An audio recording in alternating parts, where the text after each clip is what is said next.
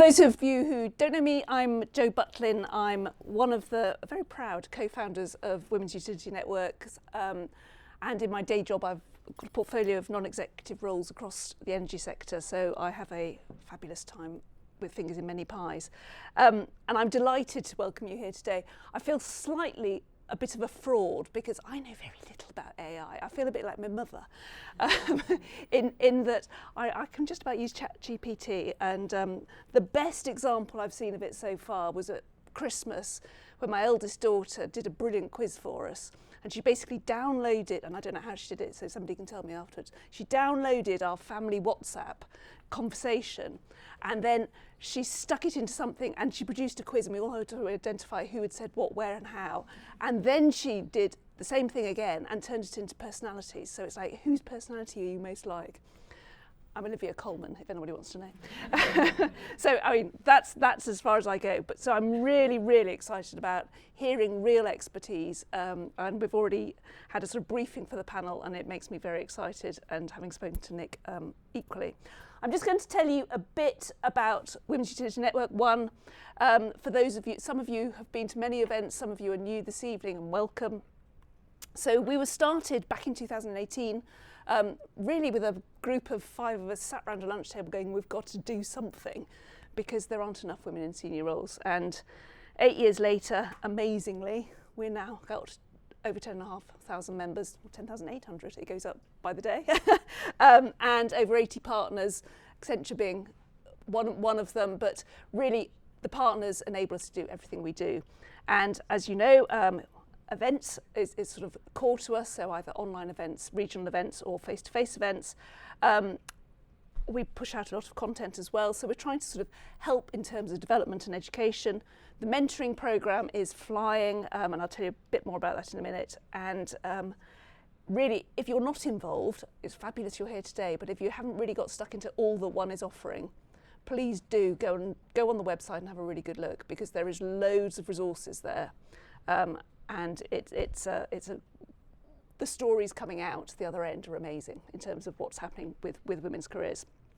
Here are our amazing partners, and poor old Helen has to squeeze in the extra logos as they come on, but we really, really do value everybody's support.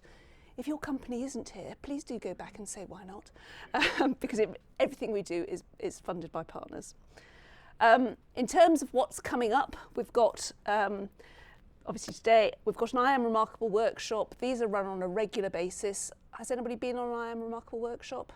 Oh, that's quite nice. That's a good portion of the room. They are all about how do you end up saying I am remarkable and really getting to the core of who you are. This is all on the website, so you don't need to take pictures. One for All, so that's our online event, Making Data Human, Pitfalls of Smart Metering. That's coming up in April. Utility Week live at the NEC, we've got lots of events and things happening there in May. And then the Utilities Awards, which has become really our flagship event, and an amazing award ceremony. Was anybody there last year? Oh, I'll get there this year. 600 people in the room celebrating amazing achievements of women and our amazing male allies. I mean, it was a fantastic day. And this year proves to be even bigger and better. And actually, we are continually publishing events as they come forward. So this is just a snip. It's all on the website. We'll eventually be on an app, won't it? But we're working on that. We might learn something this evening. But get involved, please do. Podcasts as well. We're now over 80 podcasts, I think. They're an amazing resource. So they're on the normal channels, and generally they are just brilliant women talking about either their careers or particular aspects of their career, and really just being really, really human. And they're a really good listen. I mean, every time I listen to one, I come away going, my God, that's amazing. So our 2 latest ones, One Advocate Jill, who's in the room today with Anna Black, and then Sarah McMath talking to various people around the water space. There's lots and lots of content-rich topics there. So if you're on a train, plug yourself in. And the mentoring program, where I'm just looking at the number, 190 mentees live. This program is something we're incredibly proud of. So there's about 500 been through the programme, and I call it slightly like blind date sort of thing. You get matched with a mentee and a mentor using some clever software, and then you build a relationship and really focus on something that's important to you.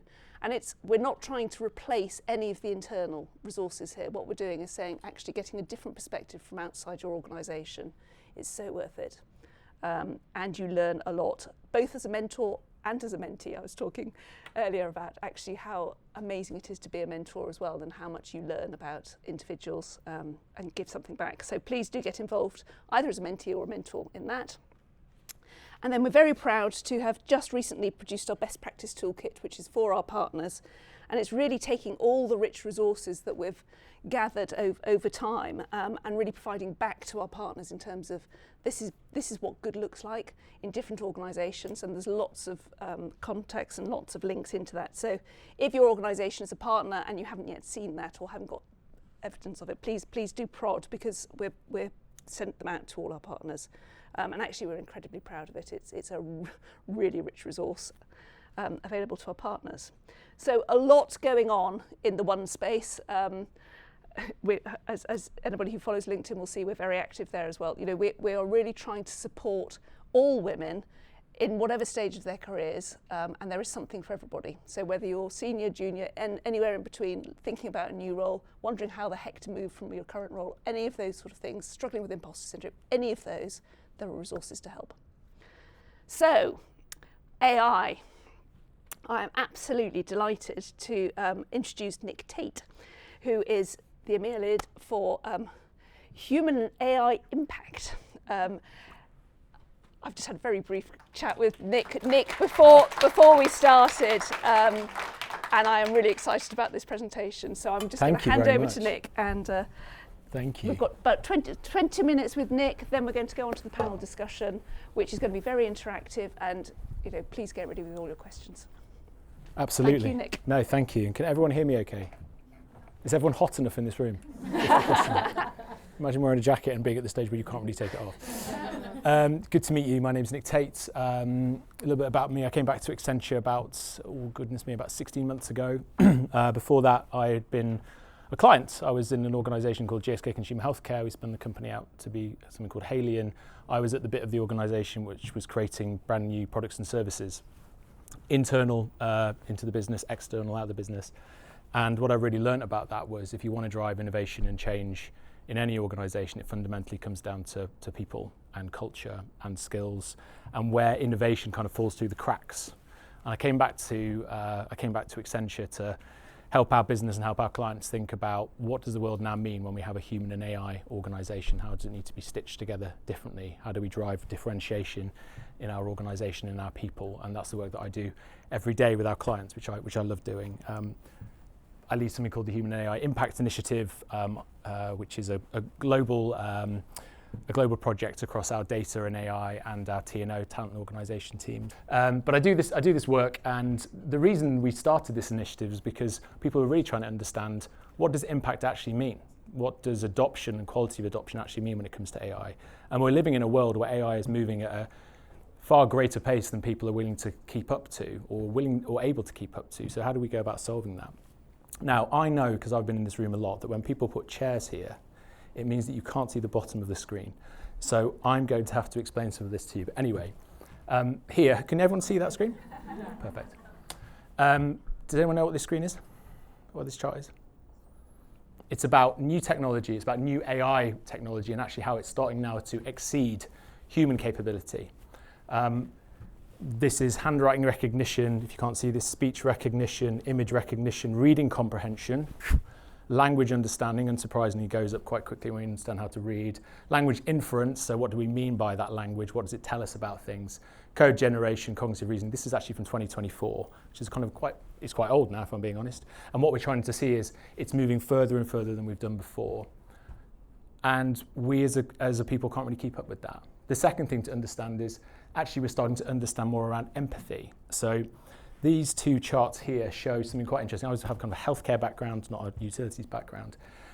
This was a study done on doctors and patients, and how people felt about the answers they got from their doctors and how people felt the answers they got about their concerns from a chatbot. And we've got to a point now where chatbots are actually feeling to be more empathetic than doctors, which either says one thing about doctors or one thing about chatbots, depending on your doctor, I suppose.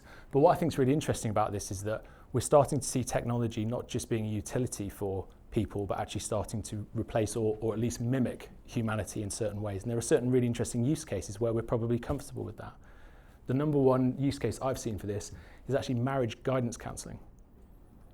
Because people don't want to be judged. They don't feel they're going to be judged by a machine. Can feel like it's not going to, kind of tell the secrets to the side. So we're starting to see really interesting human-like use cases from technology that we probably wouldn't have seen before. I don't know how much we all know about AI, and this could go to like a really deep conversation, but I suppose just to break things down really, really quickly it's about this potent kind of blend of intelligence. So AI at certain points, it allows us to kind of extract data and derive insights. And I'm sorry if there's loads of AI people in the such room, and I'm doing a really terrible job of explaining this, but it's quite relevant to the rest of it. So we have the ability for AI just to extract data and to derive insights. I know Andrea's looking at me going, really, Nick? Seriously, shut up. Next stage on that is around generative AI. So it allows us to kind of generate new types of content. And we've seen that in kind of ChatGPT. It allows us to generate scripts, allows us to generate incredible quizzes. I did the same thing for my family at Christmas, although the WhatsApp thing is incredible and would have led to many, many arguments. So I'm glad I'm actually going to do that. But it allows us to generate things. And where we are now is around agency and the ability to act. So who here has heard the term agent? Put your hands up. Who here has built an agent? Who here has strung an agent chain together? Okay. I've only done it sort of once or twice. I do it because I think I need to get my hands on the keys as to what it actually is. But essentially, it's a program that will act on our behalf given certain parameters. It will self-optimize to learn what's wrong with something and then make it better. How often as humans do we see a problem and then make it better immediately every single time we do it? Well, we don't because we're human. That's what's awesome about being human. But the reality here is that we have this new alien technology, not even artificial technology, alien technology, which is acting or potentially acting on our behalf. So there's lots of questions there around things like trust and agency and locus of control and what that means for us in terms of our world moving forward. The other thing to say is it has an always-on memory. So who here forgets things? I forget loads of things. I've got 3 kids, forget things all the time. The ability to kind of look back and forwards, to kind of build propensity models, to think and act in ways that we probably wouldn't be able to see, to connect dots that we as humans probably don't see, to remove bias, hopefully, from those conversations. It's a completely different world we're entering into, and it's this that's entering into this world of digital labour. So who here I'm going to ask loads of questions. Who here is worried about AI? Who here doesn't know what job they might be doing next year because of AI? I'm really worried about it. In fact, I'll come to talk about it, but with my kids, I don't know what jobs they'll be doing with AI.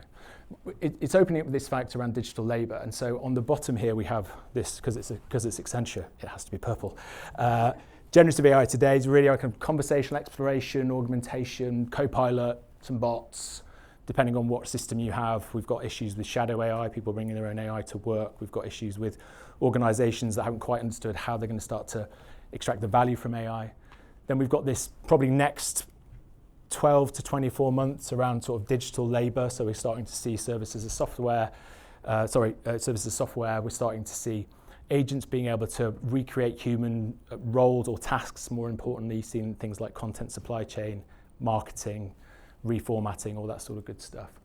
Administration. Who here has seen an advert on any social media channel that says that a millionaire built $1 billion business with only 5 agents, 24 months? That guy. And then we've got this massive white space, which, to be honest with you, depending on what industry you're in, and I think this is what's really interesting, is AI is probably going to hit us in different ways at different times, definitely in different markets, depending on labour laws, because of different regulation. And really, those regulations are coming down to trust. So in things like utilities, which is a regulated market, I'm sure there are some areas of those markets where you could do things with AI. There are other areas where you just can't. So I've come from a healthcare background. There are certain areas of healthcare where you'd absolutely kind of let AI loose, weirdly. Drug discovery, bloody amazing. Amazing. The same way that all the problems that AI will create can also help us solve some of the world's most terrifying problems. And I think that's an amazing thing.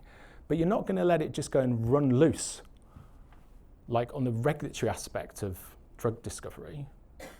You could do in silico research, so you don't have to put a drug inside lots of different people, but you still have to test it. There's certain things that it just won't go to. Another good example would be defense.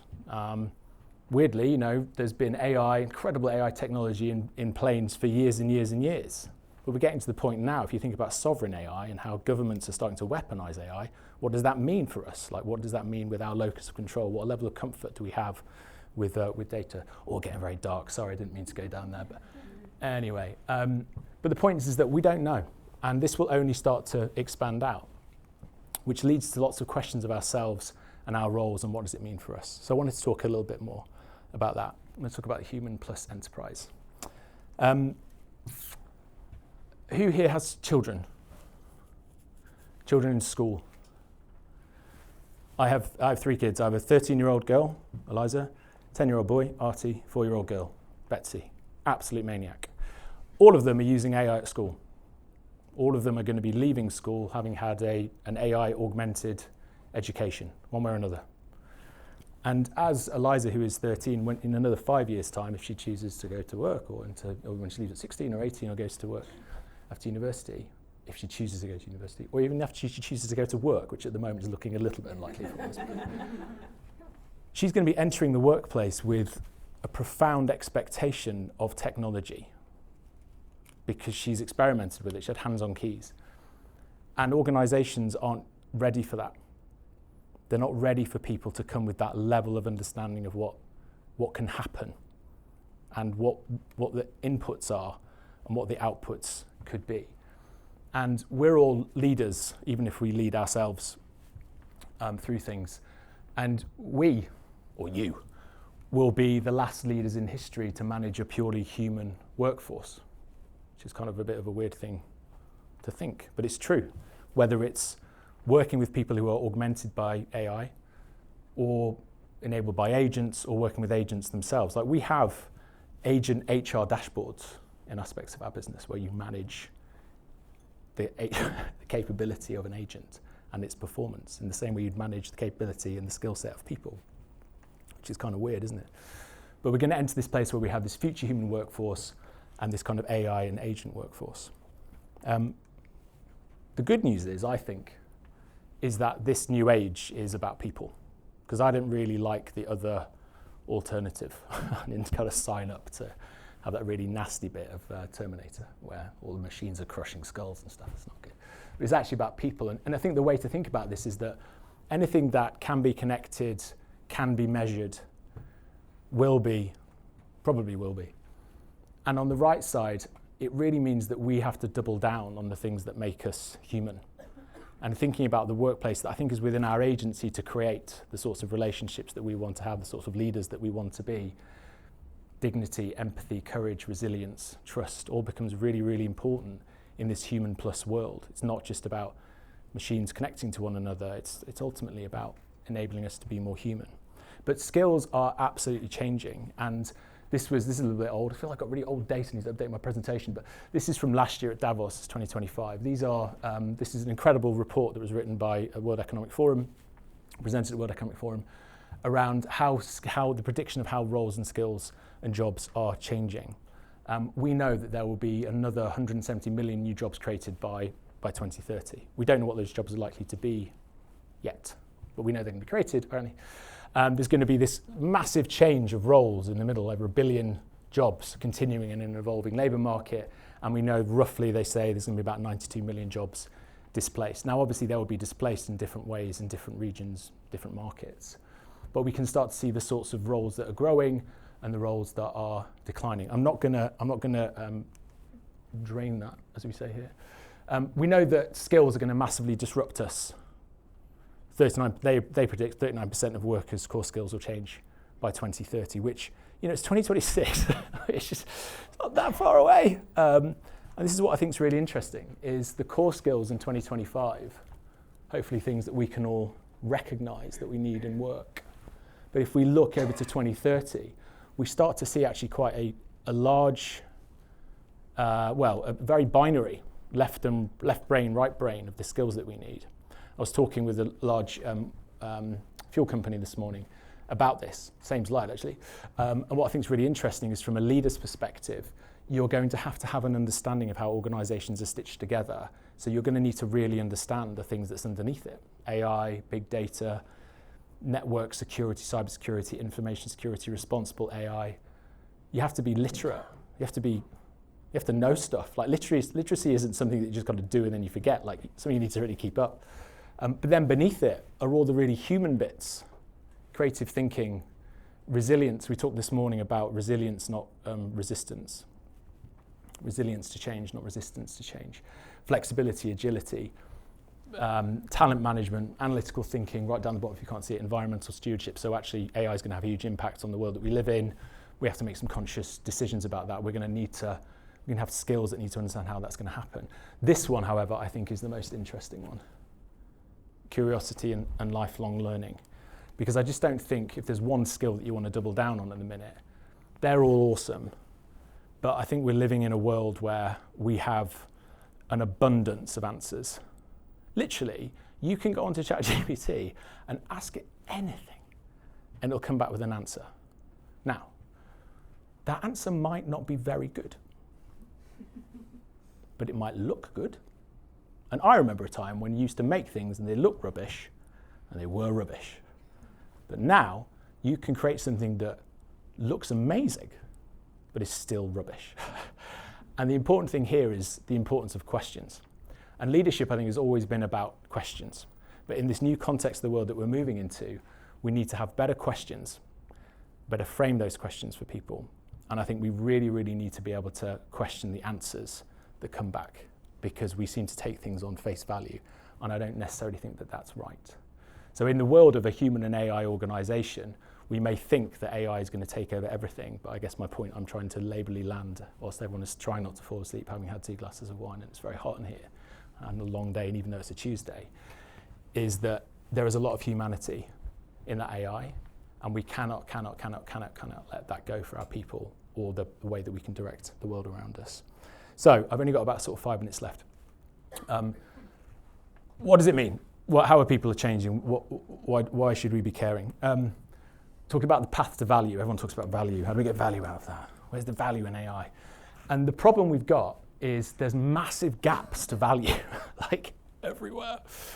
So this is based off of research that we've done. I'll talk a bit more about it in a minute, but we ran a survey. We did about, 3,000 plus Gen AI programs over the course of about 18 months. Interviewed 3,000 execs, so they did the usual thing that a large company like Accenture would do. And we found some really interesting things. There's a huge gap to impact. So this particular report basically said that out of all of the programs that had run, only 36% of executives said they'd actual scaled value. And I do mean to the point where things moved the needle. That's a really interesting proof of concept. There is a massive agility gap. So 61% of CEOs say that they are adopting quicker than some of their employees. So basically CEOs are going, we've totally got this, I've nailed this. And then the rest of the organization are going, what now? You haven't given me the right infrastructure to work with it. There's a huge trust gap. This is an alarming thing.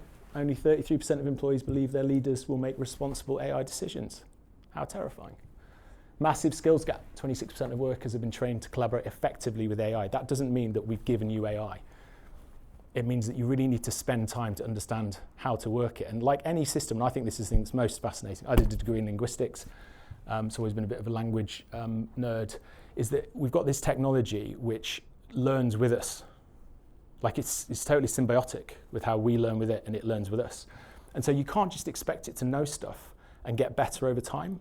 Like you actually have to work it in. I think we're quite used to technology, like having an iPhone, taking it out of the box, and it being amazing, and it's kind of delightful.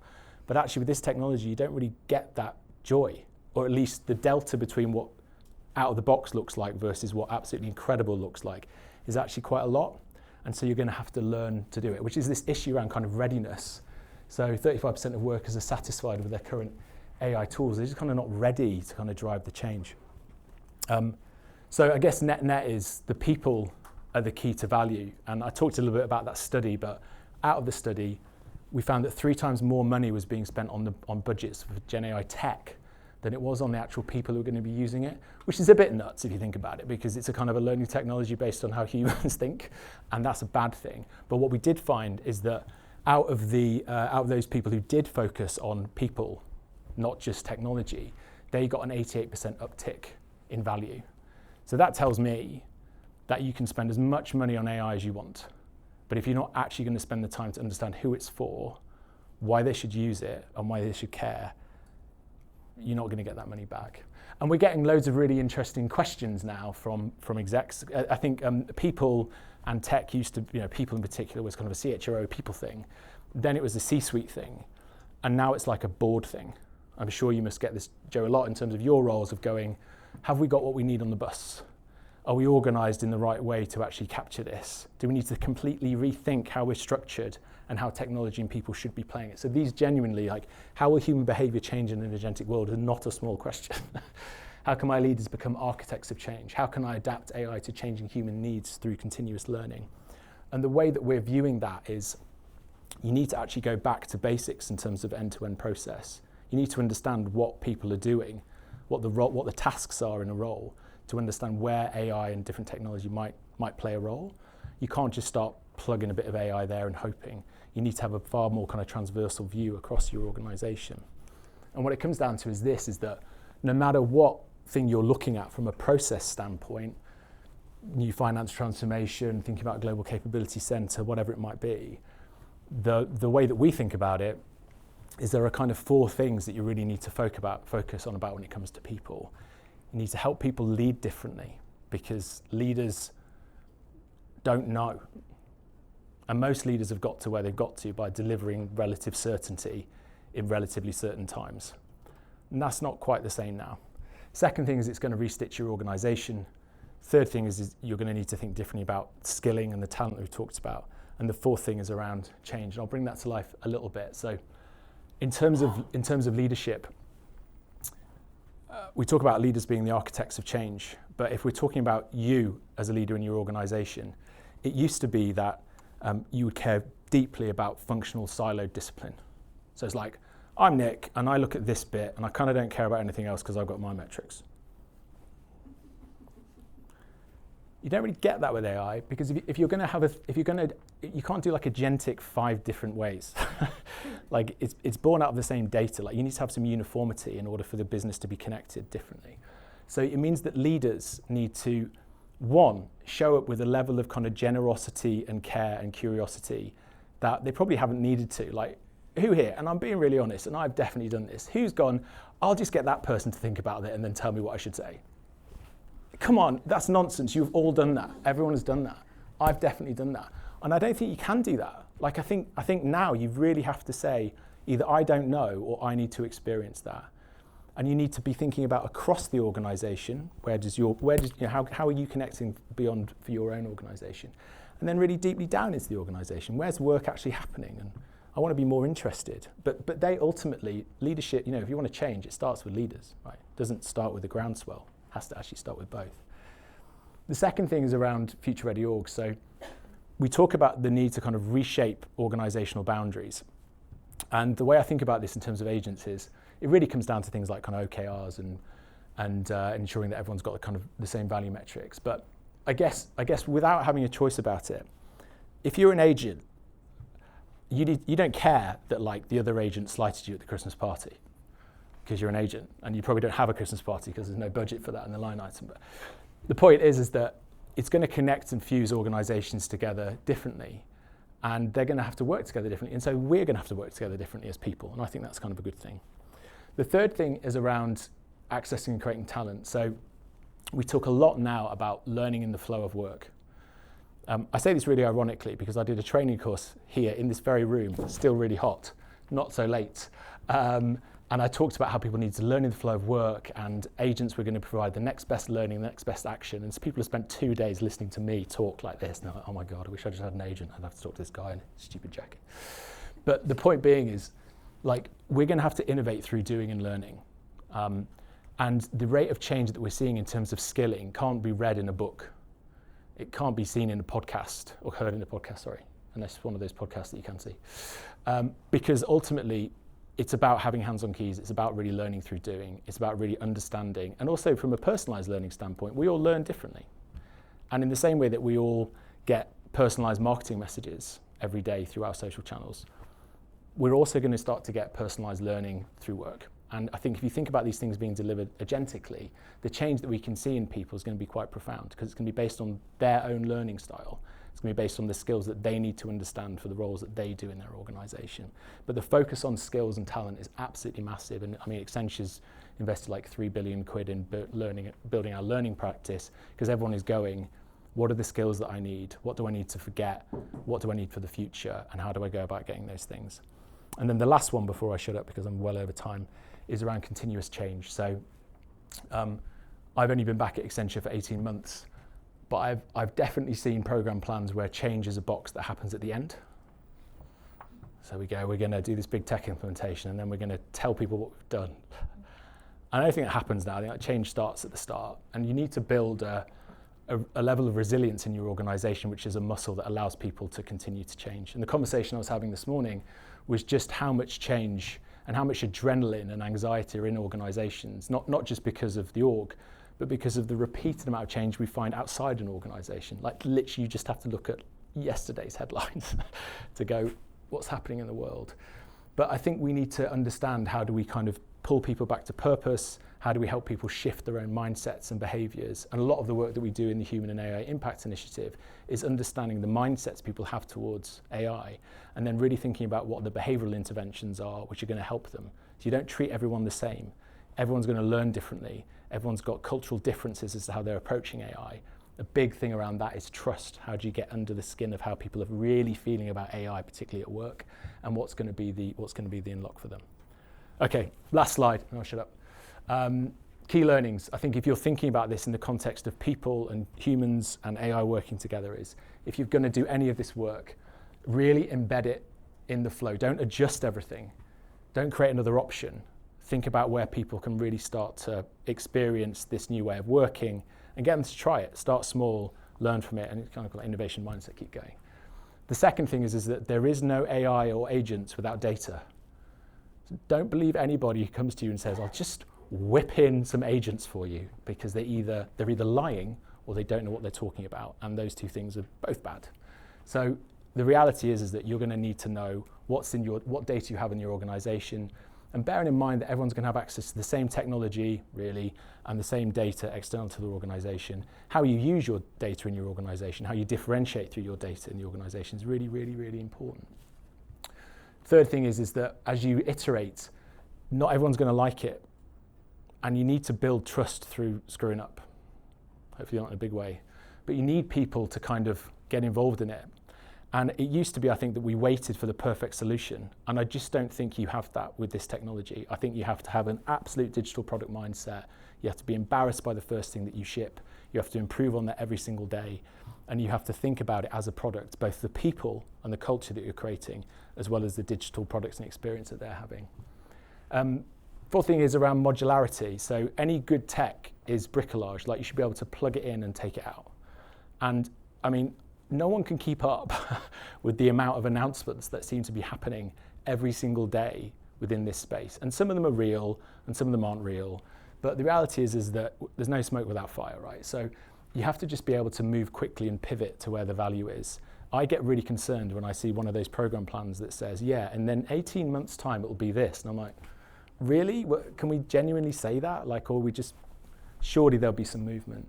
Fourth thing is around responsibility. So there's huge questions around trust and how we build and ensure that bias isn't in the system. Of course it is. Like, why would you want that? There's enough bias in the world already. Please let's not design a system which has that in that.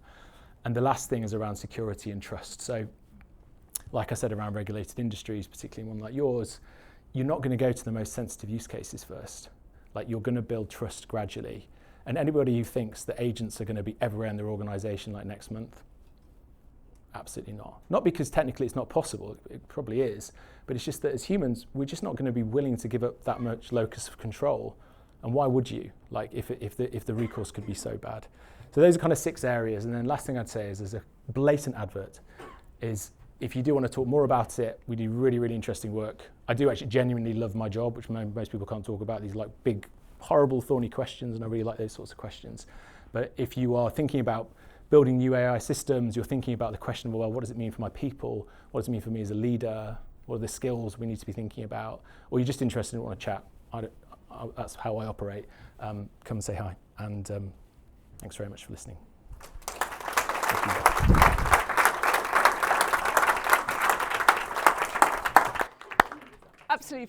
Absolutely fantastic, and you've blown my mind actually. You've immediately started me thinking in different ways, so thank you.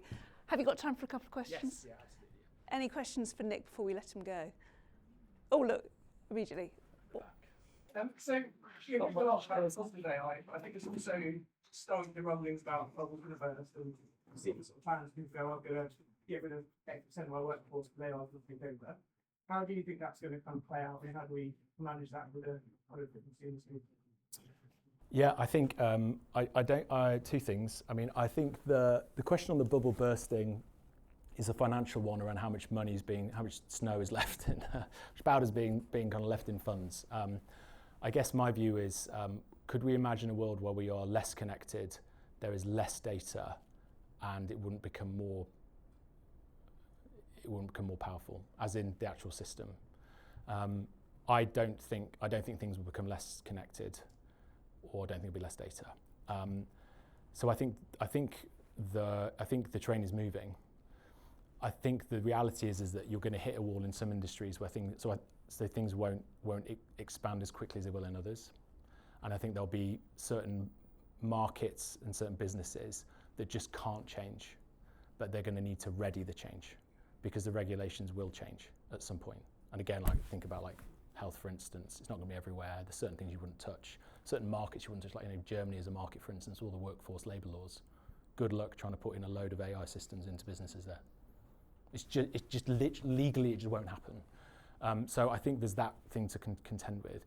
In terms of workforce reduction, I think there are headlines around people slowing down their hiring. We see that particularly with entry-level jobs. And I think we're probably at a moment in time where organisations are going, I don't know what to do, so I'll pause. And I think that's probably quite a healthy pause, weirdly. I don't think it's great if you're a graduate, because you're going, there's all these other graduates. At some point, that's going to stockpile. So, I do think ultimately it will change roles for sure. But I think it will also create new ones. So I think the world is trying to work it out at the minute. The big question I have is, or the big worry I have genuinely, is that we do have agency in this. I think there's a certain rhetoric within the press that it's just happening. And I don't necessarily think that's true, because ultimately people still need to kind of buy it and embrace it. So we are in a bit of a nuclear arms race with who's got what and where. But I think at the moment there will be changes, but I think we're at this weird bit where people are trying to work out what that actually means. Plus also there's a huge hangover from COVID still, where tech companies went and built up all of their organizations and went, oh, we sold all this Teams stuff. And everyone's got Teams now. Sorry, didn't mean to say that. You know what I mean. Buy more Teams. Yeah, buy more Teams. Teams is awesome. Does that answer the question? Sorry. Okay. Thank you. Thanks. Hi. When you back to the skill sets sort of in leadership, sort of the future of investment, I'm really interested in that curious mindset element that you put there. How is that a mindset shift from where we are currently, and do we think that we operate without a curious mindset in our current world, and that's really a step change that's necessary for AI, or have we grown up in a culture where human generated outputs question less? Oh, that's an amazing question. God, I haven't got enough time to answer that. So do I think there's a fundamental difference in old leadership styles to what's required now? I still think that some things are still pervasive. So actually one of the things probably is to say is that there's lots of things that you need to massively double down on. So things like, if you're going to be connected in an organisation, you should double down on how connected you are in an organisation. AI doesn't mean you have to do it more. It just means it's probably more present and important for you to do so. I do think that an awful lot of leaders have grown up in organisations not needing to be curious. So I think the issue you've got is you've got an awful lot of people who've grown up in that environment that now suddenly need to realise they need to get a lot more curious. And I also think that people spend a lot of time becoming experts in their field, which is awesome, but I don't think that's enough. Like, I think, why wouldn't you also, if you're a leader, if I'm a CEO of an organisation, why would I not want to have people who are going to expand my organisation and build skill sets within it? So, and I just think that in general, like, there is a bit of a farming out of your brain to people in an organisation. I think from a leadership standpoint, when it comes to culture, they're the ones who have to kind of show that curiosity mindset. They need to be learning, and they need to do that in ways that they probably haven't, maybe they have done it before, but haven't just been overt about it. Brilliant. Thank you. I'm going to allow Nick to go because I know he's got to go home. But we've got a fantastic panel who know even more stuff about us. But thank you so much. That's been a brilliant introduction. Thank you.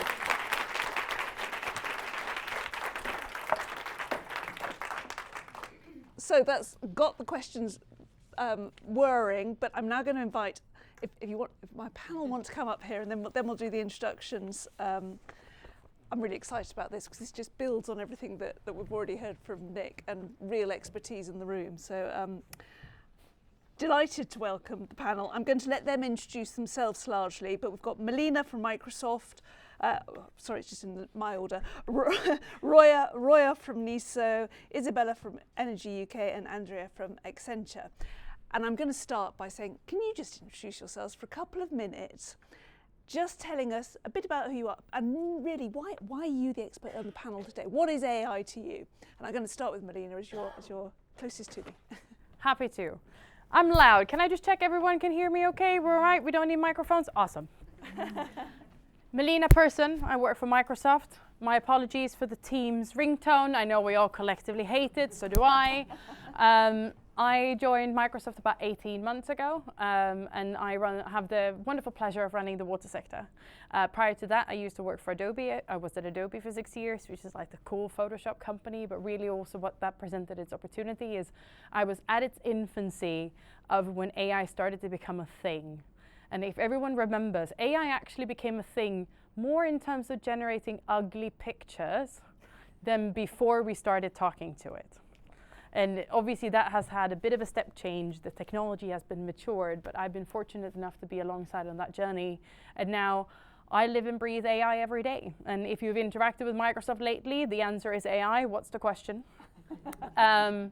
But that really means that our core focus at the moment is the democratization of this incredible skill and opportunity, and making sure that everyone has what they need at their fingertips to be able to do the best that they can at their jobs. Brilliant, thank you. Andrea, do you want to? Hello everybody, and it's lovely to see such a big crowd and so many females in the room, so excited about data and AI. This is amazing. And I always say data and AI because you cannot say AI without saying data. And this gives a bit of sort of my background. I've been with Accenture. I often say, if you look at this office, older than the furniture, the office itself. But I have enjoyed my job forever and a day. So what I do is I work with CDOs, CDAOs, CDAIOs, and I really help them sort of shape their strategies. How do you unlock value from data becoming more and more important, as you well know, and then sort of how do we transform the organization to actually adopt that change, because it's all well and good that we love data. That doesn't mean that the organization does, and when we come with our, let's do a bit of data governance and data management, everybody gets, and this is also why I love the power of AI, because it has given us a new lease of life. Everybody has started to recognize that data is the lifeblood of AI. Context is everything, and we won't have context without data. So anybody who works with data, be happy, because this is your time to truly shine in the spotlight of everything. And as I said, so that's my background in Accenture itself. I lead our resources, industry, data and AI team. And this is a sort of a whole group of passionate people that deliver the solutions that hopefully with some organizations that I can see around, we're implementing with yourselves and across the wider resources sector. Fantastic, thank you. Isabella, AI, it's a bit like a sort of, why yes, AI to you? Hi, so yeah, I'm Isabella from Energy UK, where if you don't know us, we're a trade association that represents energy companies sort of across the supply chain, from startups energy retailers, technology companies, investors. So yeah, lots of different members, I think over 150. But me specifically, I work in the policy team, specifically customers and the future of the retail market, which obviously is increasingly AI. So yeah, really my focus at leading the AI policy work at Energy UK is sort of hearing from our members, you know, beyond the buzzword, how are they thinking about using it? How are they using AI? What is the policy landscape looking like, and what do we want that to look like in the future to ensure that we're you know, getting the most value out of it for people and businesses. Fantastic, thank you. And Roya. Thank you very much. I'm Roya Ahmadi with NESO, National Energy System Operator. If you don't know, we've been separated from National Grid for a year now, so now a public company, impartial across the industry. Why am I here? Maybe it's a mistake, but I think so. I'm coming from a very different background. I'm the boring, nerdy one who studied engineering, power system engineering. I've got my PhD, and like I was young back then, younger, and I've thought that, okay, I've got it all, I'm going to go change the world. But like first time trying with the real data in a utility, you'll realize that, damn, it's not working. There is no tool that can work it. So I've done what any other nerd would do. I went to do a postdoc on application of machine learning on power systems. So I started in this field, and this was like back in, I think, 2015, 2016. Don't guess how old I am now. And then right now, I have the privilege that I'm managing a program within NESO that is going to apply machine learning and AI in our control room into the tools to uplift the capabilities across the GB. So real practical application, behavioural stuff, we've got the lot here. I have got the privilege. This is always the fun bit about chairing, is I can just sit here and ask all the questions, but this is very much an interactive session, so just stick your hands up at any time, and we'll take questions as we go. But I'm going to start really picking up on Nick's theme, and it really resonated around that leadership piece, leadership and culture, and it's not just you people over in that corner go and do it. And actually his characterisation of that leader going, yeah, I'm all right, I've done it. I mean, I think we've all seen them.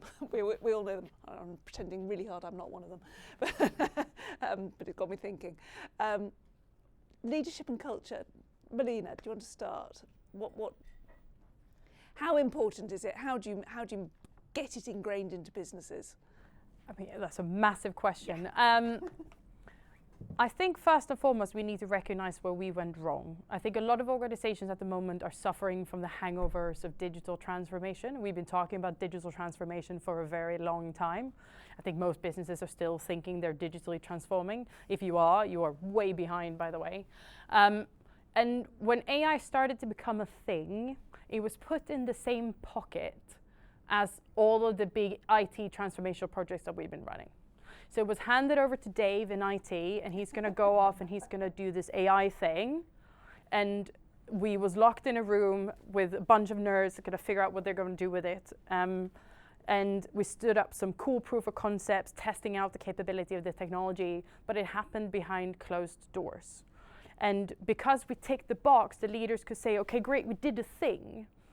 But what many fail to realize is that AI isn't a tool, it's not a program you can buy or a thing that you deploy, it's a capability you're going to have to build within your organization.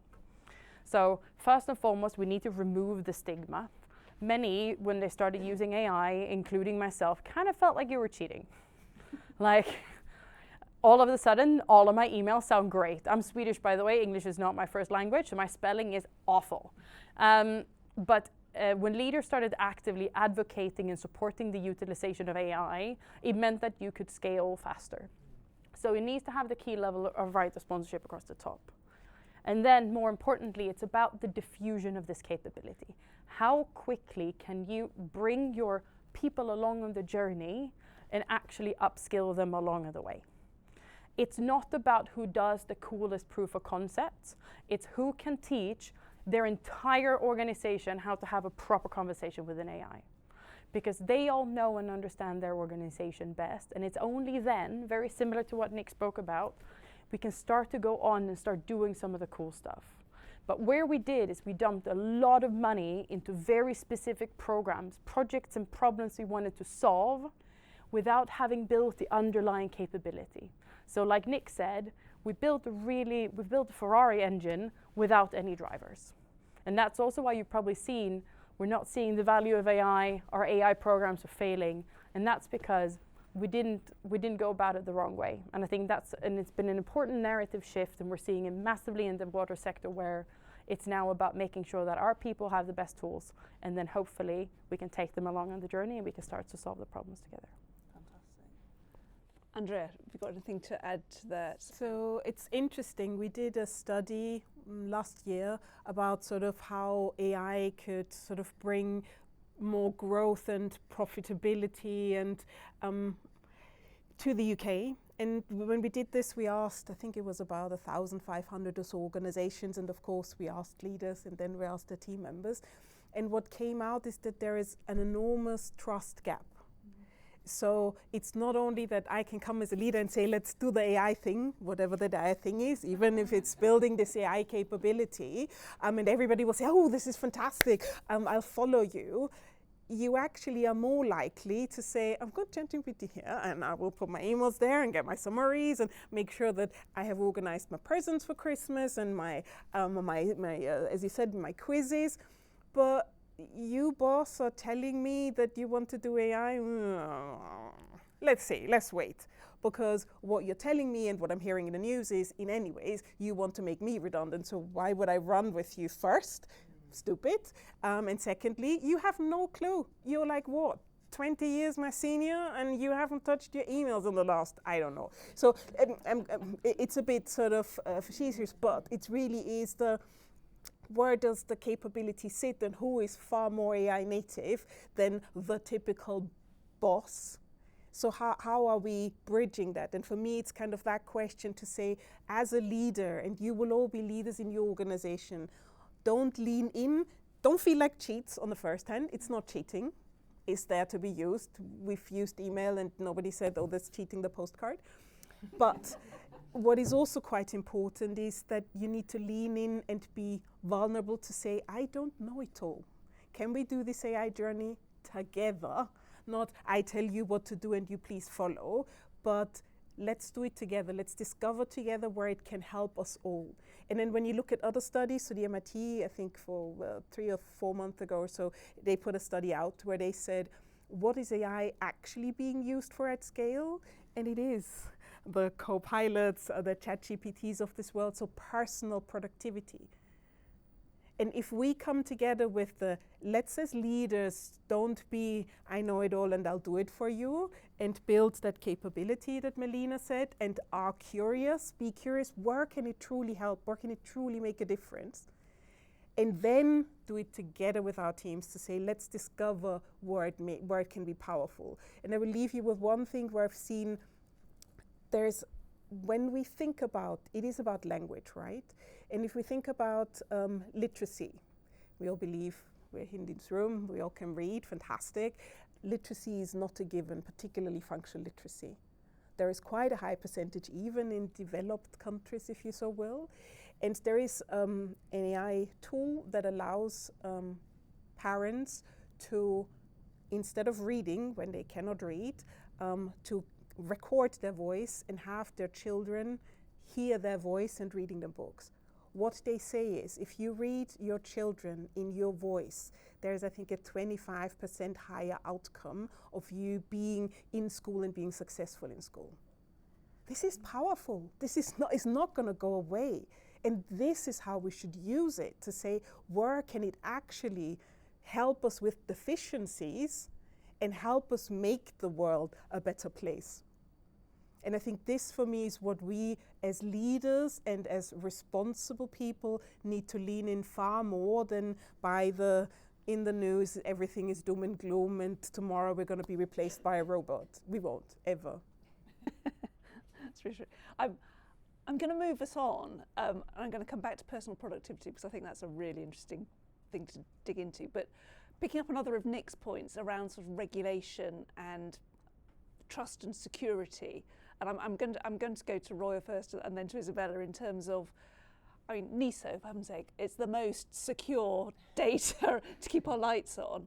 How are you getting around that sort of security and trust piece in your work? Because if you can do it, then anybody can do it. It's probably No pressure.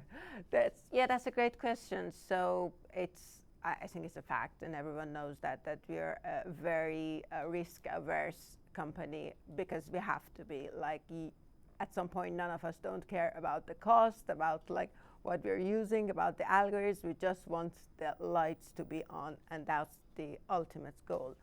So the way we're thinking about AI in NESO is that we're trying to have like different layers, and we start with, we call it NESO excellence.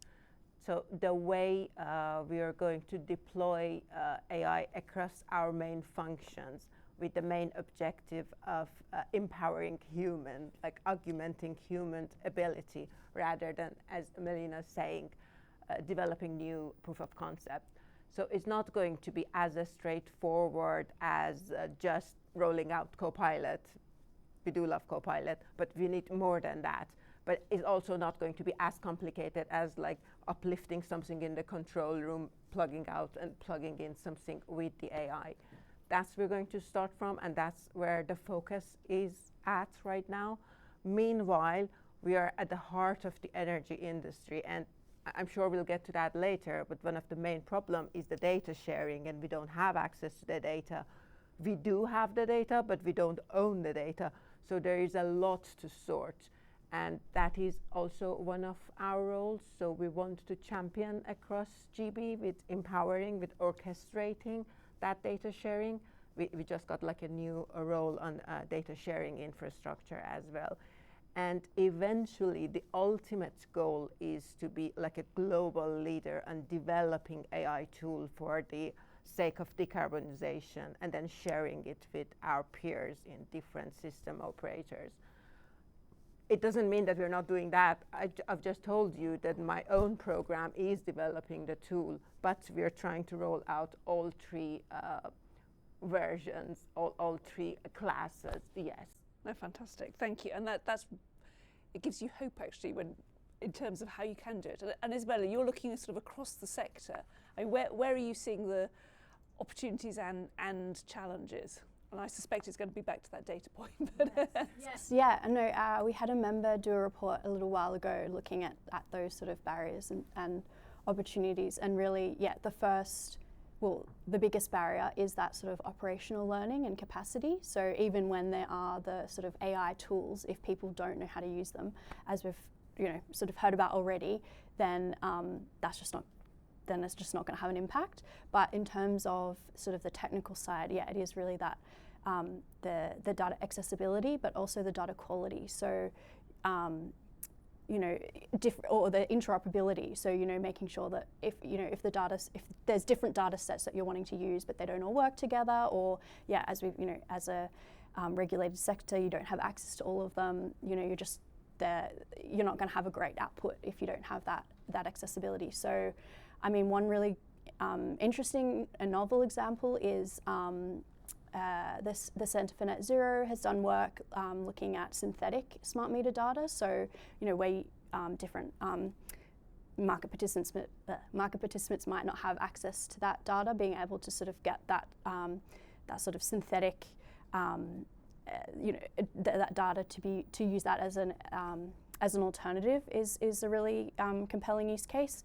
But also, I think, it's a big outstanding question. But the work that NESO is doing to sort of have that data sharing is really important. And I think another linking to that, which I think maybe is also ties into the leadership point, is that it's often really unclear because there are those sort of GDPR concerns, commercial concerns, that it's not always clear what the privacy concerns the companies want to be really cautious and careful and take things slowly. So, you know, we have been really supportive of the work that Ofgem's been doing to sort of introduce AI guidance, because it provides sort of that framework for all of the licensed market participants to have that sort of framework to ensure that they're using, they're going about, you know, they're going about the processes ethically, and there's that sort of consistency across the market.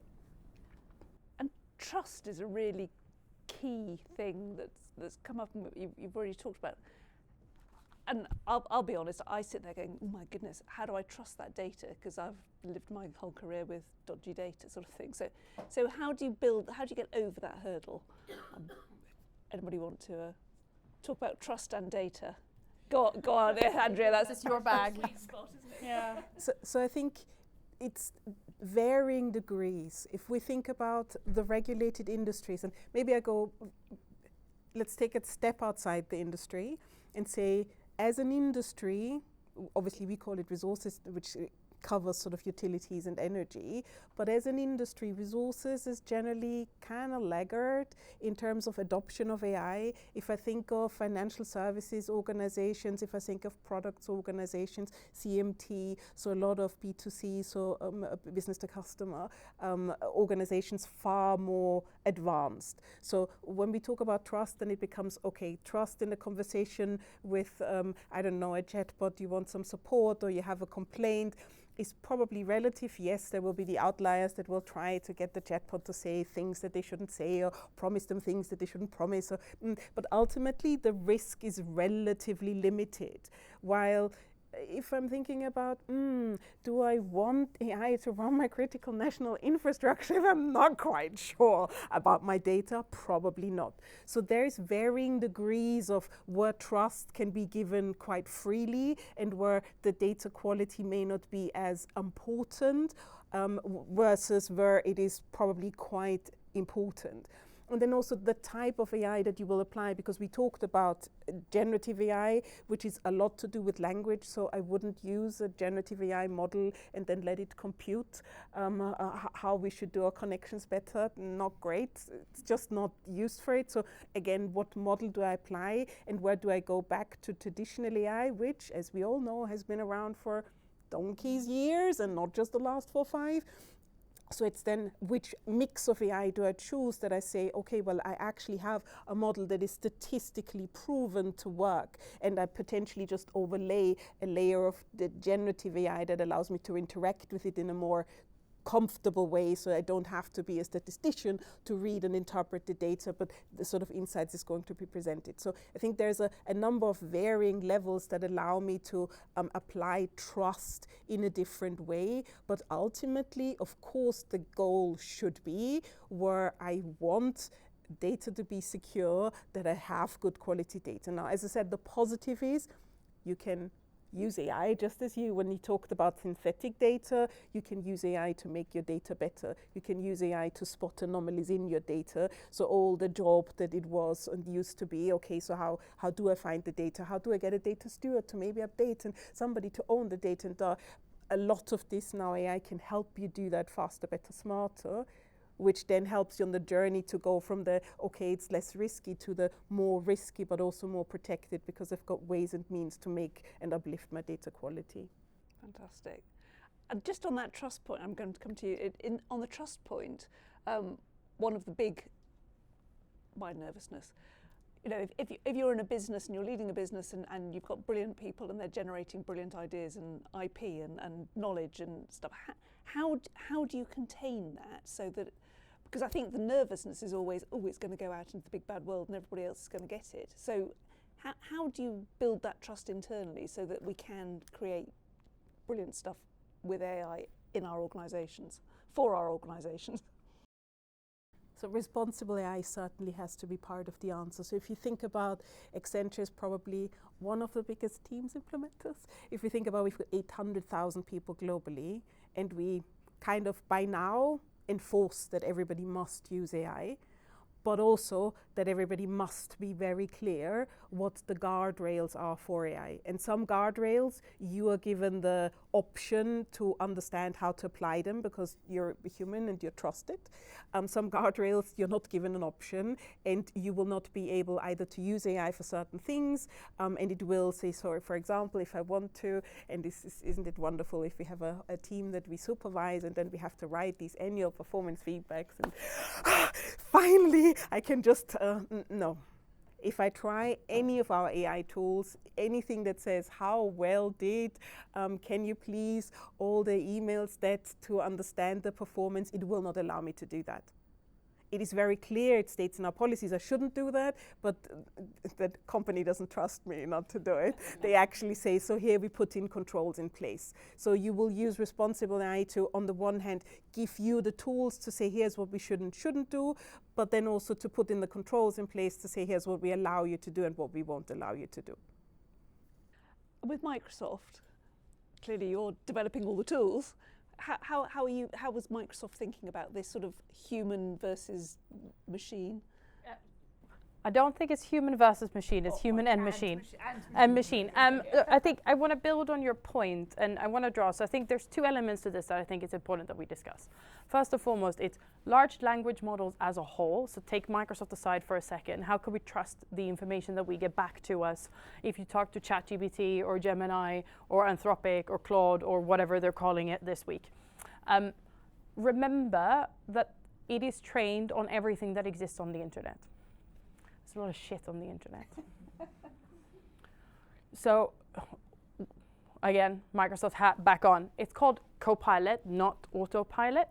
It is more important now than ever to have a level of critical thinking on the response that you're getting back. Similar to what Nick said, now a shit response will look good, but once you start unpacking what it actually says, you go, hang on a minute. And that's because a large language model is a pattern recognition machine, but also what we have to be aware of, especially if we're talking, let's take work away for a second, we interact with large language models in our personal lives. It will tell you, it has a slight bias to tell you what it thinks you want to hear,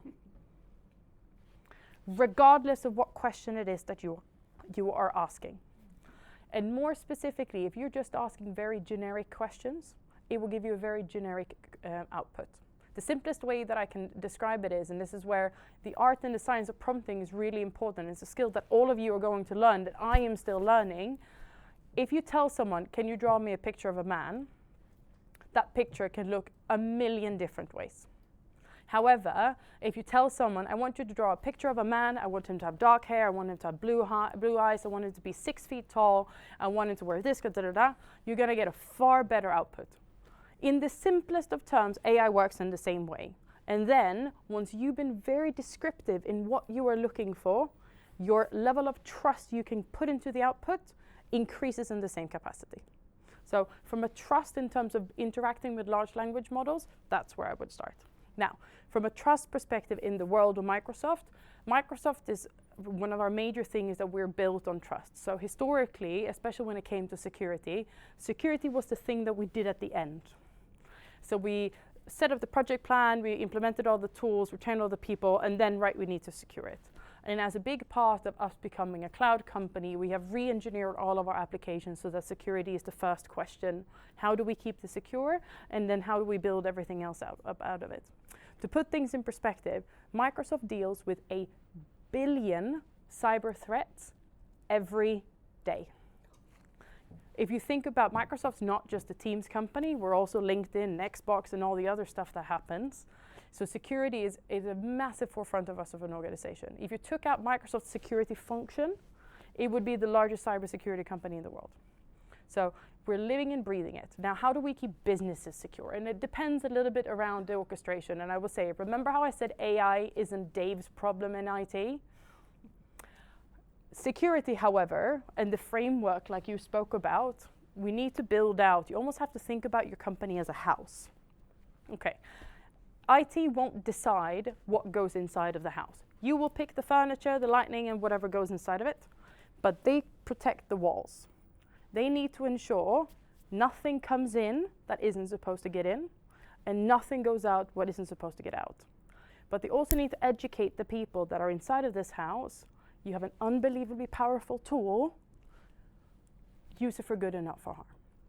And we've saw instances of this, especially in the early days of AI, where someone at Samsung took the entire source code of one of their development and they put it on ChatGPT, and then that was out in the stratosphere. There is a natural habit because, again, there was a bit of a shame around using AI at work, and our employers didn't give us the tools. We took stuff out of work and plugged it into the large language models out into the world. And this is where, again, big businesses failed. They didn't give you the tools to do what you needed to do inside of your own house. You took it home. But now we know better, and you guys all know better. And this is where, again, it goes back to removing all the stigma associated with AI, teaching you how to use it properly, and then give you all the capability you need so that you can do whatever it is that you need to do. Fantastic. I'm going to carry on, but are there any questions to the floor? Not yet. Okay. I'm going to build on that then. In terms of, and we've talked quite a lot, personal productivity. And actually, I've still got Nick's words ringing in my mind. I'm taking home tonight, hands-on keyboard. So that for me is like, oh yeah, I need to do it. I don't know. I need to get over this fear piece. But personal, who uses chat or who uses AI in their everyday work? Oh, there's lots. Excellent. That's really impressive. Has anybody got a really good example of how they use it? I've got ADHD as part of how I use it. So I think it's just because I have ADHD. I'm sure lots of people have a procrastination issue sometimes. Or precrastination, as I've been told, because you do all the thinking, you just haven't put anything on a bit of paper yet. And the way that I've been utilising it recently is to just do the worst version of the first step of the process of the thing that you've been putting off. And I find that the AI models, giving a prompt, work for them over time, but they give you the worst version you'll ever see of the thing you're not doing. And it will bring out like the editor in you to go, oh no, that's rubbish. And I now can change it, and it just starts me to then be able to start and finish the thing that I've been putting on doing. Love that. Love that. One more. Anybody else got a good example? Ask it my priorities every single day, and then ask it to send my team their priorities for the day. Yeah. Very good. Yes, I don't know if they like it so much, but it keeps us all on track. And then red, amber, green at the end of the day. And it just updates what's been completed. And from the experts seeing it every day, how do you get that journey moving? How do you get? I want to pick up on your example where you said the AI gives you the worst first pass, which is great. And then if you use a prompt coach, it can also give you the next best and the next best and the next best version. So what I would love for you all to try is to say, I may well use my first prompt and the thing that I get is shitty. Because what we are going to say is, I want the picture of a man. Yeah, duh. Okay, but so what else does the AI need? So now they need to look up, is it the context? Is it, no. I use the AI and say, I want a picture of a man. Is there anything better I can ask you to give me a better result? And then it will say, it would be good if you told me what age, what height, what size, how far away from the picture, with what background, blah, blah, blah. And then you will get typically a prompt that is not just a one-liner that we typically write because that is quick and easy, but you'll get half a page and then you put that into the AI and suddenly the first draft is no longer as shitty as it was, it is better. It is still, and I really love to say, you should bring out the editor because we should read and we should understand and then we should apply the critical reasoning. But I think that for me is one of the things that I say, it can reduce the fear of not getting what you want. I remember when I sort of prompted the initial sort of image models, my God, the things that came out, you're like 6 fingers. Okay, so now I have told you not to use 6 fingers, but then you put an additional nose on. How many things they have to tell you to just create a person. Much better now, and as I said, when you use the AI to help, then these frustrations can be relieved. So that is one thing I want you to do. The second thing I want you to do is to say, in your organization, what are the tools that you have at your disposal? Is it the Copilot? Is it maybe you have a ChatGPT enterprise version? Maybe you work with data directly and you've got APIs that you can even use for OpenAI or others or Anthropic, or as I said. I want you to request access. Make sure you have a business-facing tool that you are allowed to use, and then start screaming and saying, I have this tool, how am I using it? Because for sure, in the organization, there's a team around. So any Copilot implementation has a Copilot enablement team. Is anybody using it? No, we get Copilot and we do, and then we realize maybe we can do some more. I cannot just take meeting notes. Actually, I can ask it a bit more sensible question when I have missed something in the meeting because I fell asleep or I did something else. And I'm like, oh, I missed this point. Can you please recap what this person said so I can confidently respond to the question they've just asked me and I have no idea what they asked me.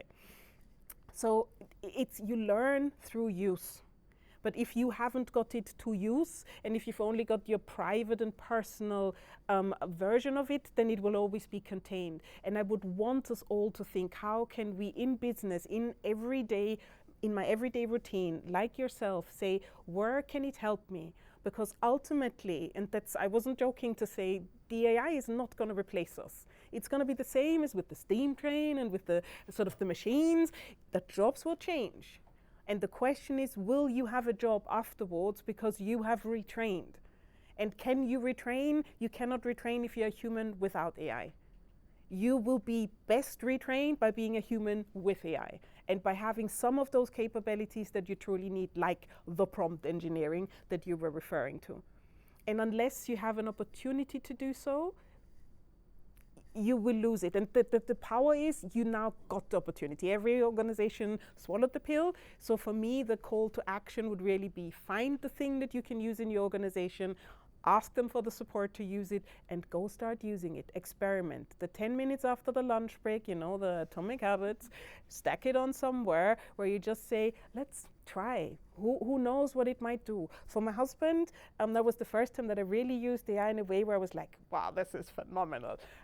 He needed to pass the UK Life in the UK test, and he's dyslexic, so reading, terrible.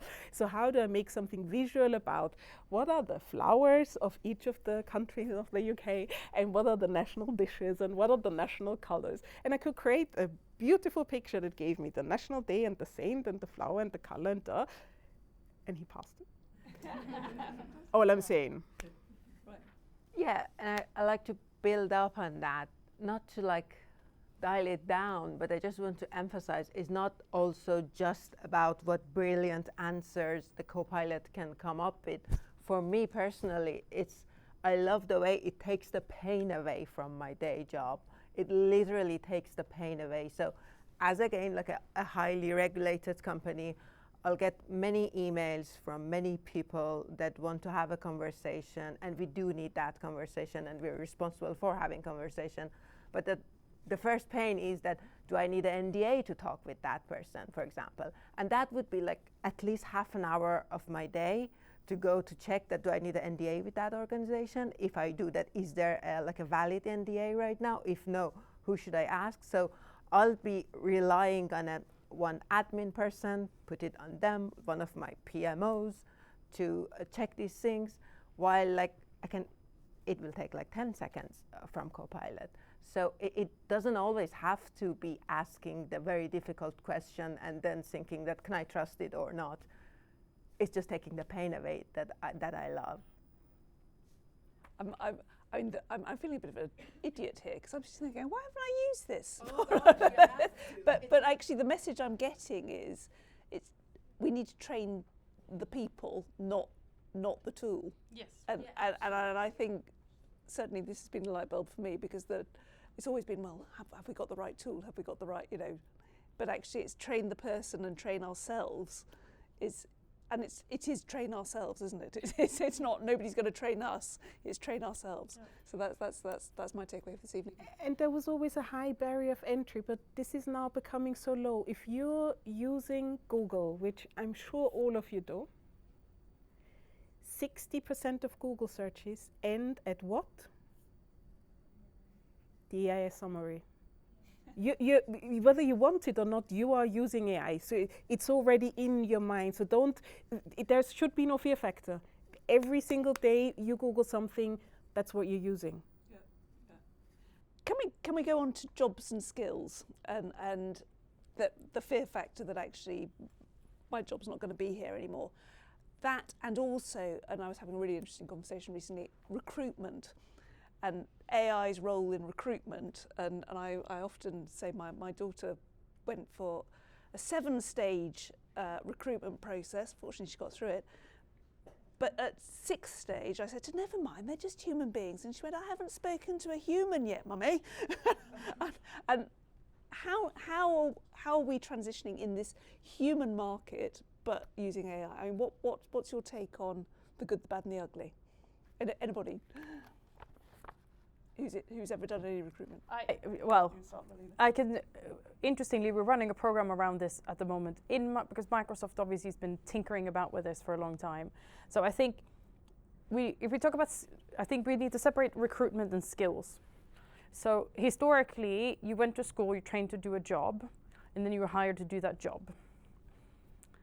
That is what is massively going to change, right? Because what you educate, well, first and foremost, how many people in here actually work with what you went to university and studied?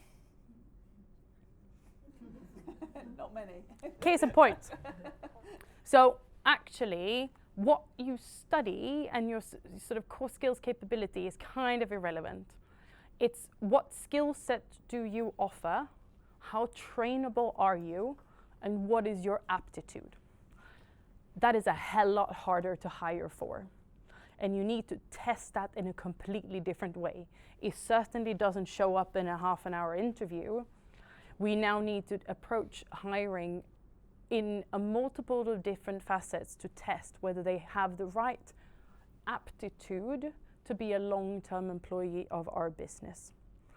And that is a mindset shift for many leaders and HR managers that they really haven't figured around. What do you mean? I don't have a job description. We just hire good people, and then we will figure out what they're going to do, because most likely what they're doing now in 3 years is not going to be the case anymore. So then how do we train our young people for those jobs that don't exist? So that's the element around skills, and this is where the case around AI is really important. And the simplest way to put it, it's kind of like when the internet came and you were either on the train or you were off the train. Everyone needs to be on the train, or otherwise you will really struggle in this modern day. That's just it, right? And there is a level of expectation both from an employer as well as when you enter into a workforce that you need to be on the train. Simple case in point. Finally, in terms of how do we then hire, I think it goes back to the human element, right? We don't necessarily need to look for anymore around who has the longest amount of experience or who can tick the most boxes. We need to hire the best humans and then trust that they will make up the best organizations, which is a very different way than what we've been hiring before. And that's a part of the change that we're implementing in our big organization, not as big as Accenture's, is how do we find the best humans so that we can drive a successful business at the back of it. I think that is fantastic. And for me, I think skills, one, if you look at your own, I'm going to say it again, prompt engineering, prompt engineering, prompt engineering. If you do one thing, that is the thing to learn. And then the second thing, but I think we've probably, because we've been in business for a while, so for those of you who are too young, maybe not a while, but enough that we do reasoning and critical thinking. That will become so important to distinguish between what's real, what's fake, to sort of underline and understand what is the black box behind the AI. How can I unveil this black box to understand the reasoning, and how can I therefore stand for any decision the AI makes or helps me to make? Because ultimately you want to say the decision is made by the human, but it is AI supported, but how much of that decision is supported? And that sort of brings us back to recruitment. Of course we're using AI in recruitment, but we would never, not in a million years, allow it to make a decision. It's just, it doesn't do that, it can't do that, and we would lose all, because just as you said, large language models were trained on the internet, and if you're like me, black and a female, then not a good place. All the sort of particularly images, you will have had that in the beginning. I mean, I don't even need so. Clearly, I'm not trusting the AI to do that ever, like ever. But I also need to know, and I need to understand that, and I need to lean into that. And I think that's where it becomes so important, the critical reasoning that then allows you to go through the process. If an organization that you want to work for only uses AI to recruit you, I would say thank you very much, but no thanks. As much as I love it, it's not the right decision. The decision is really, what can I do? If I get thousands of CVs a day, can I screen the CVs for, have they got the right, say, I don't know, background in terms of I'm looking for graduates in a certain, in STEM factors, for example. Are those graduates from STEM subjects? Great, fantastic, the AI can do that wonderfully. Thank you, and give me a summary of how many I've got. Awesome. But not for decision making. Anyway, so I think that is recruitment. And when we talk about skills and capabilities, I also think it's what we need to learn now to upskill versus what the next generation grows up with and how they work around it. So we see this now if we think about this whole social media, so social media be banned for under 16 years. We have grown up with it, and typically we have a good enough relationship. Do we scroll? Yes. And do we fall into, oh, maybe I have doom scrolled now for an hour? Yes. But ultimately we have a good enough relationship that we can also put it away, and it doesn't define our life. And if everybody else had a great vacation, we do understand that the vacation comes once, twice a year, but not everybody's on holiday all the time, and you're the only person working. Now, if you haven't got that critical reasoning and you get all that served as the thing that is the fact, then that becomes a problem. And with AI, this will be just much more. And our education system has not caught up in the least to say, okay, well, how do we deal with this? It's one of the reasons why, and I don't want to tout Accenture, but this is really a good thing, where we're saying there needs to be education, and we are leaning in to provide these educations for young people across the country to say, how do we deal with this? What does that mean? And to sort of help instill some of that critical reasoning before it's kind of too late and we're just going down those sort of ultimate extremist routes. But for me, that from some of the things to consider when you think about what are my skills, what are the skills that I need to foster in the children, and also how much do I trust the AI to make those decisions for me or with me. Questions from the room? One right at the back. I have two questions for Andrea, which are kind of related to each other. The first one is that you spoke about letting AI look at CVs and kind of making some decisions from there, but they would never make a decision. Is there, you were saying never, but is there some time in the future where some kind of model or iteration of it will be able to make a decision on who you would hire for a position?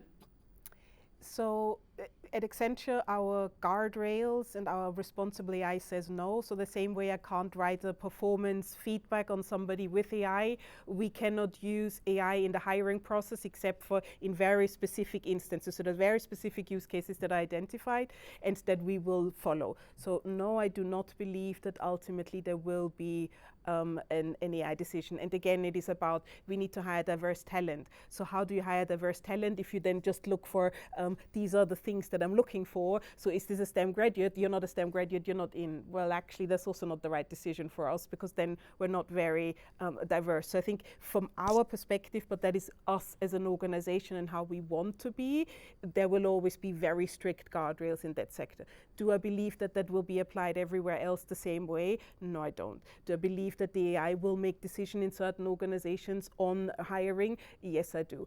Do I believe that it's better or worse than human beings? The jury is out, because the reality is a human HR manager isn't unbiased either. They could equally decide, I don't like this face, I don't like the name, and we know all the studies of if you have a bit more foreign sounding names, much more difficult to get a first interview than not. So I'm not saying that that is the case for AI, but I'm also saying it probably on balance, the bias is going to be there either way, with or without the AI. Okay, thank you. And the second part of the question was earlier, I don't know if you remember saying this, you were talking about that AI could never assess the performance of one of your team members. So if you put a lot into like your AI that you're using, Copilot for an example, you talk a lot about somebody, would it not be able to assess it? I didn't quite.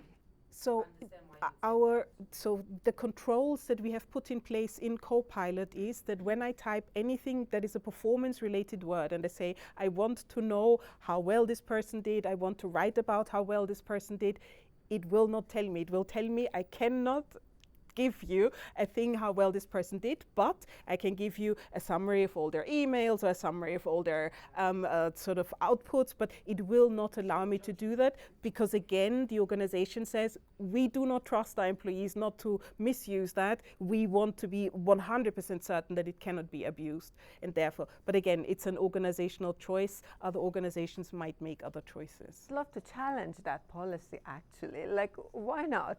AI can give me like a perspective. I don't have to accept it, but it's actually helpful. It will make you think. Yes, as I say, it is a choice that you have to make, and these are hard choices. And I get why it says, well, we pride ourselves on being a meritocratic organization, and we pride ourselves that as humans we know what we do right. As I said, is that right? Are we biased? Yes, we are. Are we trained in not being biased? Yes. Do we trust our AI is trained enough in not having any bias? So it is a very thin, and also what do you then give the person that is being evaluated? So you know what, I should write your performance. You're expecting the connection with me as a human, but what I'm saying, nothing is and stopping the you AI from doing like it. putting the human touch on it. But like the way I think about it, if I am actually like biased towards someone, and I'll get like a summary from the Copilot. Copilot might come up with the good things that they've done, and that actually might, balance my bias. So it doesn't have to be a bad thing. It's again, it might be like a stigma. And then again, I had the same comment about the recruiting. As you've said yourself, it's the way you're prompting the recruitment criteria, isn't it? I think the really interesting thing, and my daughters are of the age where their peers are going through with their grads and they're all going for their first jobs, and the number of them who don't get past the AI, and actually the resilience, and it's the human part of it, that's the bit that worries me, is almost a sort of the need for resilience at that early age when you're desperately trying to break into the work world. It's a really, really tough place to be.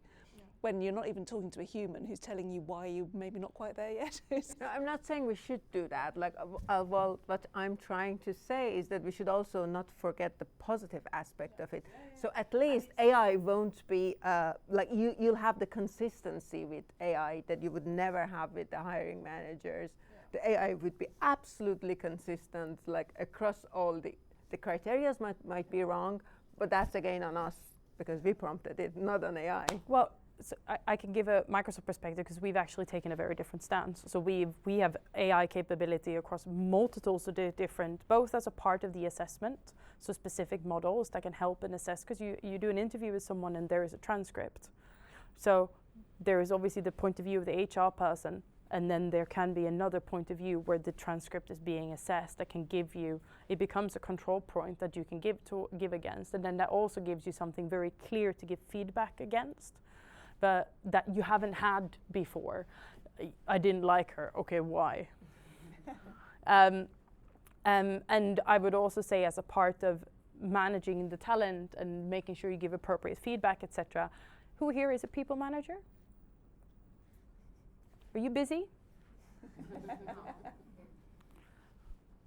Obviously, as an employee, again, it comes with learning how to utilize the tools.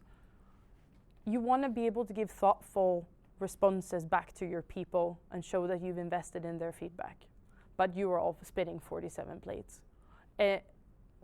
Prompted correctly, it can give you an output that will potentially come across better than the one that you originally wrote. And this is the approach that we have taken in the world of Microsoft. There are specific tools. We do something called Connects, which is every 3 months, where we check in on all our people, and there is Copilot integrated into those tools. So as a manager, you can do the ugly scribbling of thoughts, and then it will help and rephrase that into something that is actually presentable back to your person. And the same on our side. We also have to report back all the great things that we do, which is a pain in the fucking ass. And because I also have ADHD, I hate it. But I can give it the worst version, and it means that there is something vaguely presentable back. And what does that do? We talk about productivity gains. This is something that, for me, it would take me hours. I don't know how to prioritize before this 47 things and highlight the best things I did in the last 3 months. And AI, however, is very good at doing that. So I think, obviously, it's again, proceed with caution. But if you learn how to use the tool and you understand how it works, it can deliver incredible things. I think it's really interesting as well, just hearing the different perspectives on the same application, and actually they're all right. And it's about a judgment piece and you know, where you put your guardrails and where you put your assessment. I think we could go on. One more question. Go on. Yeah. One more question. I'm Abby, and nice to meet you all. And I actually have like one question. You say that Copilot and teams are going to be coding in our workplace. Do you think that we're going to have a different team or different version of Copilot in the next 5 to 10 years? We're now like energy and utility companies. Do you think our way of working will that change as well? Like from the AI tools that we're using, or like the accountability on what we're using, that's going to also change in the next 5 to 10 years. So I'll give you so I think, let me distill back the question. So effectively what you're saying is, do you think that the AI tools that we're interacting with today, are they going to evolve and change, and we're going to live through the evolution of these tools over the next 5 years, for example? Yeah. Okay. It took Netflix 10 years to get 100 million subscribers. It took Facebook 4.5. Does anyone know how long it took ChatGPT to get 100 million subscribers? 3 months. Wow. The rate of innovation that is happening with AI is at a speed we have never seen before. The AI model that you're interacting with today is the worst AI you are ever going to interact with. Ever. So as it evolves, we evolve, it will continue to evolve with us. So is your job going to look different 5 years from now if you incorporate AI? I fucking hope so. Or otherwise, we haven't done our jobs properly. But actually, the key message for me this evening is it's actually how we learn to adapt and we get curious, rather than it's almost the tool is agnostic. Yeah. Is how we. I am going to draw us to a close here. I think we could probably go on all evening, actually. It's a fantastic discussion, and you have completely opened my mind, and definitely I'm going away from here doing things differently. So thank you. Thank you to all the panel. I think absolutely brilliant insight, learning, and lots to take away for us all. So thank you very much.